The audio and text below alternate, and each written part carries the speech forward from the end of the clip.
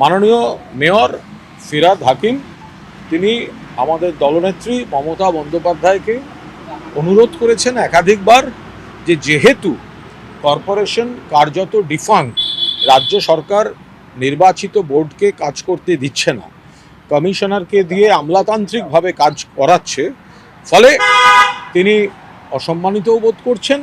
আর ডিফাঙ্ক ফলে মানুষ আশা করছেন কাজ, অথচ তিনি দিতে পারছেন না।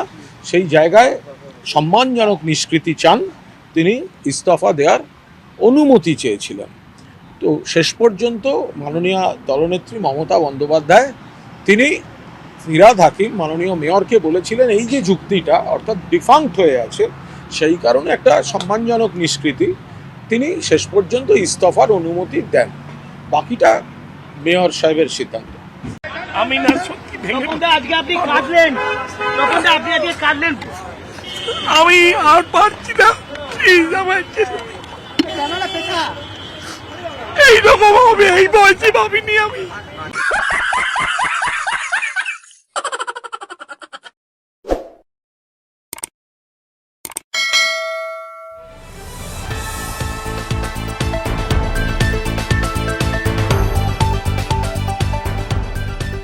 রংহীন সংবাদ আর অজানা তথ্যের জন্য দেখুন দিগদর্শন, 10-এর পাশে, দেশের সাথে।